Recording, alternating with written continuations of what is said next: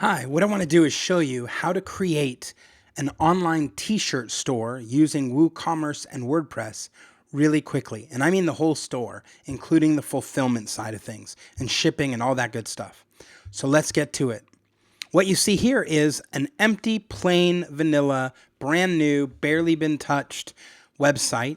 I'm doing this at WP Engine, which is one of the places where I host a lot of sites, and they do a lot of e-commerce work too, which over the last year I've spent a lot of time working on e-commerce on WP Engine.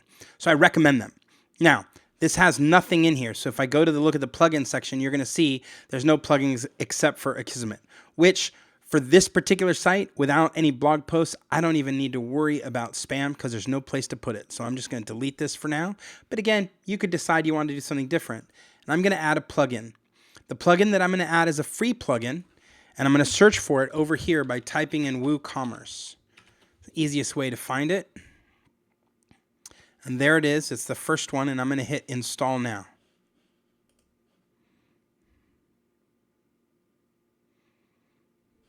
You'll see that it's already installed. Now I'm going to activate it. When I activate it, it's going to ask me if I want to install the pages, which I do. That's good. And now, of course, you'll see that there are settings. I can come into settings. Now, we'll come back to these settings in just a second, right? It says, hey, do you want to make this even more awesome? Let WooTeams collect some non-sensitive data. It helps them understand how you're using the store. I always hit allow. That's totally fine. The first thing I'm going to do is make a couple quick changes that I do every time I start. So I'm going to put where I'm located, which happens to be California, right? And I'm going to change this to dollars and hit save. So that's the first bare check that I'm going to do. You'll notice we can get into a lot more stuff, right? In some of these sections. Again, one of the things I often do is switch to pounds and inches because I'm here. I'm also going to take away ratings on reviews, though you may decide that you want a store that has ratings, in which case you can do that. And you'll notice as I step through this, there are a lot of different options I have. I can decide if I want to redirect to the cart after someone adds something, if I think that maybe they're just ready to make a purchase and move on. You can determine whether or not you're supporting stock management, which, again, I don't need to worry about. And I don't have any downloadable products, so I don't have to do any of this. But I can say, yeah, make sure that someone is logging in if they need to. Right, so we're just stepping through this. I'm not going to worry too much about taxes right now other than say enable them. We're going to see why in a second when we add another plugin to this. Checkout, we're going to be worried about, do you want to support coupons? That's fine. Enable guest checkout, that's fine. Force SSL. Normally, I would say yes. This is a demo, so I haven't gotten a certificate, but I would recommend that you mark yes. And what we're going to see here is there's a lot of different options that I don't want to support. Right now, I just want to support some basic transactions using PayPal. So we're going to come into most of these and just make sure that they are not checked so that there's really only one way to pay for this.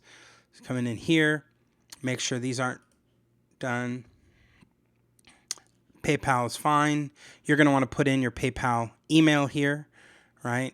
And Simplify Commerce, I don't want either. So I just make sure it's not checked. All right, shipping, we're going to come back to shipping because we're going to be using a different plugin to do this, so I don't have to worry. Accounts, no problem. Email, here we're going to change this to my name rather than, and I'm going to change this to my generic email. But I'm not worried about this stuff. If you want to change colors, WooCommerce has a whole nother color option. And you can get into that if you want. And lastly, webhooks. So I don't need to worry about any of that. The other thing I know I need to do is I'm going to come over to my profile. This is the profile that I spun up when I created this account. And you'll see here towards the bottom that it says, do I want to generate the WooCommerce API keys, which I do. So I'm going to hit update here. And then I'm going to have to go back and adjust again from read to read write and update again. Now, why am I doing all that? Well, I want WooCommerce to have an API set of keys that allows someone to use these keys to read and write. If you see these, it's not a big deal because I'm about to delete this post after or delete this site afterwards. So I'll revoke the API and then there's no issue there. But if you're doing this on your own, you want to make sure no one sees these, right? Now I'm going to go to my store at Printful and I'm going to add a new store. Now Printful is where you're going to be doing the fulfillment, right? So Printful lets you design and manage your inventory, and then it does the shipping directly, right? Especially for a store that is just dedicated to Printful pieces. And we'll see that in a second because we're going to download one of their plugins. But for now, let's go and add our site. So it teaches you, it has a nice little video. It teaches you how to get this all set up, and it'll show you all these things. Reminds you about the permalinks, right? They need me to go to the settings and do that. So I'm going to head over to permalinks real quick. And in here, I'm just going to change it to the post name and go to product and save changes. So that will help me there. And then as I move through, I've already generated the API. I've already made it read access. So now they want a couple bits of information from me. So the first thing I want to know is the URL of my store, which I'm going to give them. And then they want the keys, all right? First, the consumer key. And then they want the consumer secret. Again, you want to keep track of these and keep them safe. And the moment I do that, I should be able to connect to my store. It's checking to see. Now, what it's going to notice is that I don't have any stores, or I don't have any data. But the store is now linked, which is good news. So now we're getting ready to create a product, right? Now to create a product, and different people approach this in different ways. I'm going to show you how I do it. I'm going to see in this bottom footer, there's something there called a mockup generator. I'm going to open that in a new window. That mockup generator is going to let me pick my product, like t-shirts, and then which brand, and then which model, and then what color, and it's going to let me upload a graphic.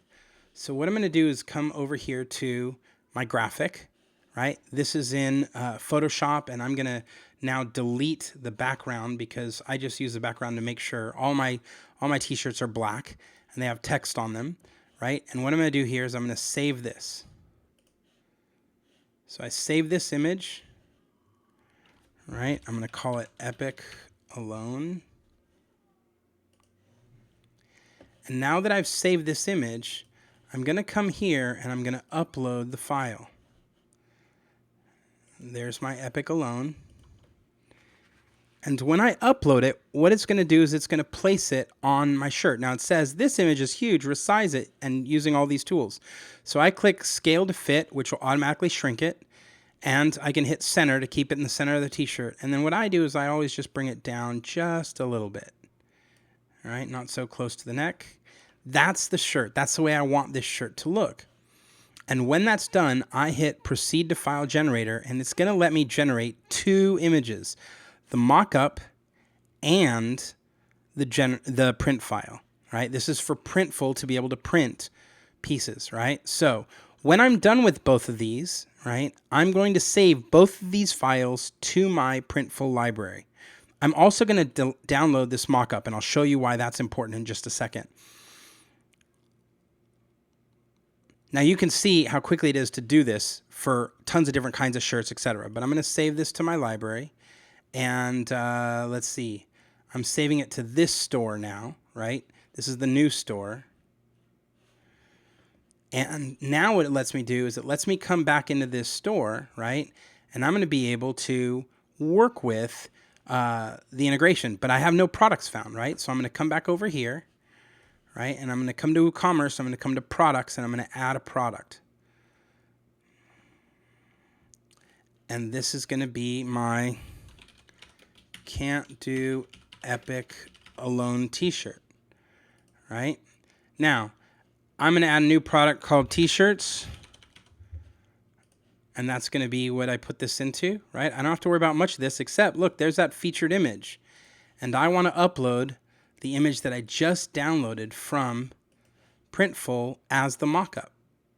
See, I told you it'd be useful to have that file because now I have it. I can change this title, right? Can't Do Epic Alone. set featured image. Now this product is going to have an image attached to it, right? There it is, loading up. And what I'm going to do here is I'm going to come to a variable product, right? I'm going to do this as epic T as the piece. Now, some people do this differently. Some people fill everything out and then hit save. I hit save because this is a store no one's been to yet, no one's seen it, so I'm not worried about it. But I just want to keep saving to make sure that it's going on. And you'll see, hey, this variable product has no active variations, right? So that's not a problem. I'm going to come first to the attributes, and I'm going to add an attribute. It's not a shocker. I'm going to add size. All right. I don't want to mark visible on the product page. That's going to give me an additional info tab that I don't want. I want to say this is used for variations, and I want to add variations here. So small, and I use the pipe to control the options: small, medium, large, and XL. All right. And I hit add. Oh, actually, adding is a different one. I don't need to do the add. I hit save is what I meant to do, right? I hit update. That's going to give me my variables, but I'm not done yet, because now that I've added those, right, I'm going to come to variations, and what I want to do is link all the variations. It'll say, hey, are you sure you want to do this? And I say, yep. It's going to say added 4 variations, which of course we know because I added different sizes, right? So let's say that this is going to be an $18 shirt, right? And I'm going to do that for each of these. $18. So there's really no variation in price. There's just a variation in size. So there's 18, and the default I'm going to put is large. All right. And when I'm done with that, I'm going to hit update. And then remember that I said I didn't really want to do reviews. So the last thing I need to do is go to advanced and take the review piece off. And you'll see now that I should have a pretty decent looking shirt, right? So let's go to view the product.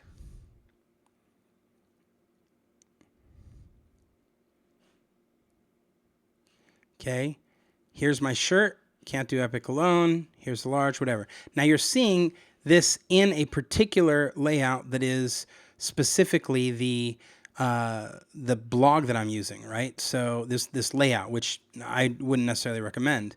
So you can, of course, go back and change this so that it doesn't look this way, right? This is a function of the theme more than it is a function of the store.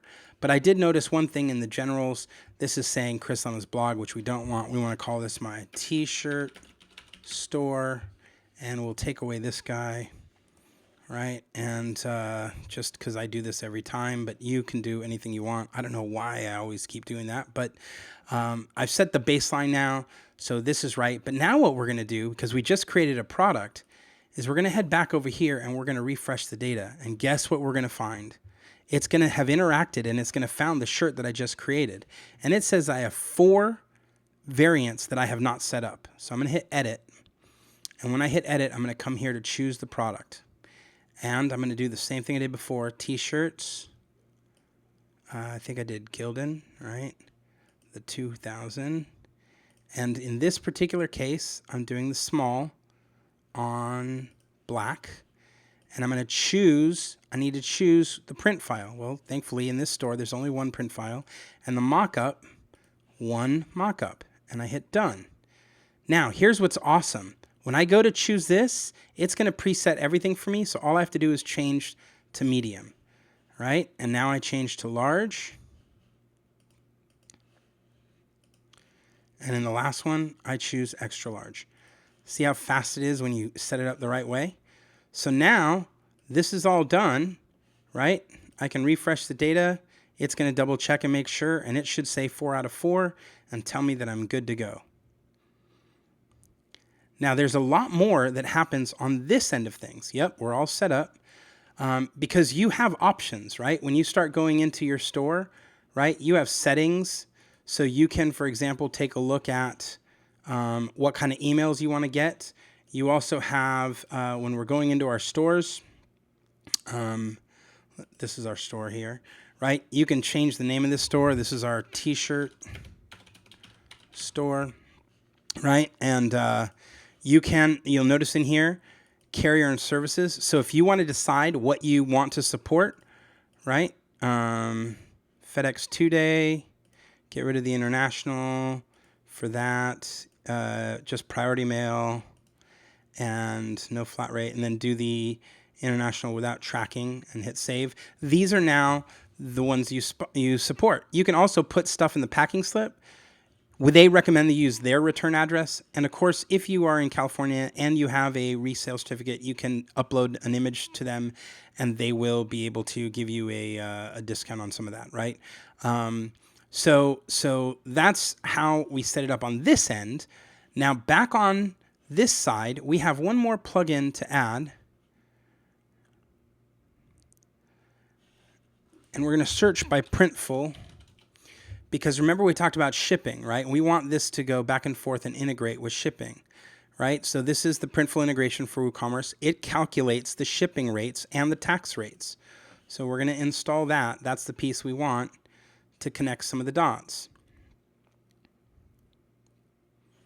We're going to activate that plugin. And when we do, right, we can go into the settings for WooCommerce, and now we're going to see that in the integration we should have Printful, right, and they need the store API, right? So we come back over here to our API, enable API access. Here's our key up here. Oh, sorry, but it's also right here.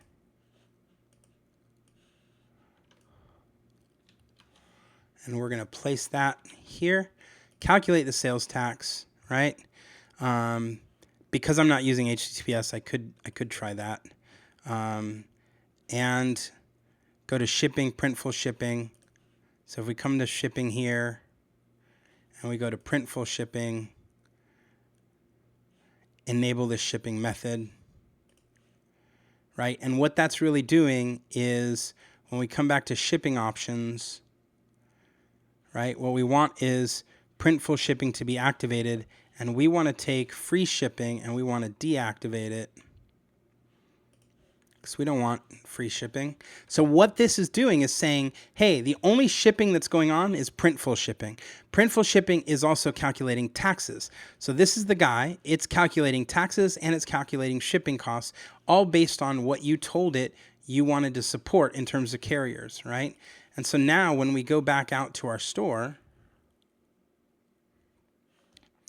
and I haven't set up a menu, so we should probably do that real quick.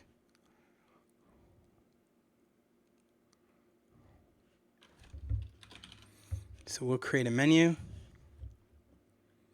But now we've crossed the line, right? From doing the stuff that is really, really important to the stuff that you do no matter what kind of website you're doing. So let's take the my account and the cart and the shop, add it here, right? If we view all, we can also add a home. And then we can adjust these. So home is there, and then we'll put the cart there, and we'll put the shop up at the top. And we'll save. We can also, if we want, once this is saved, go back over to our widgets and get rid of most of the other stuff that was in that primary bar, right? And get rid of this, delete, because this is not a blog, this is now a cart. And again, in the recent site that I created for a t-shirt site, I used Make, a free theme, but Make comes with Make Plus or Make Pro, which is a plugin. And that plugin you do pay for, but it also gives you full ability to configure what it looks like for WooCommerce sites. So it can look better than this one, right? But if I go to shop right now, you're going to see that I have, whatever products I have is here. When I go to hit select options, you're going to see that variability that we talked about before. You saw the default to large, right? If I hit add to cart, it's going to add it to my cart. It's going to take me, because of my setting that we did, it's going to take us directly to the cart. Here's the cart. Here's the price. We said 18, right? And we said we'd support coupons, so you can see that there. And then it says, hey, you know what? You need to use a shipping calculator to do this. So let's proceed to checkout. And when we go to checkout, what we're going to notice is that it is based on what we do. The shipping costs and the tax are going to be based on our location, right? So if I put some information here, right?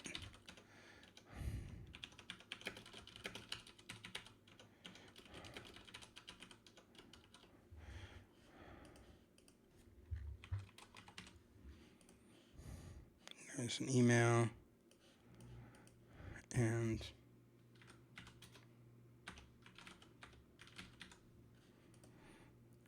now what's going to happen is those options that we talked about are here, right? Depending on what you want to pick, and the California, because it knows I'm in California, the California tax is calculated, and it's a $25 shirt, and it's ready for PayPal where I can proceed to go out. And that is how fast and easy it is to create a WooCommerce WordPress t-shirt store with fulfillment from Printful, and it didn't take very long at all. Take care.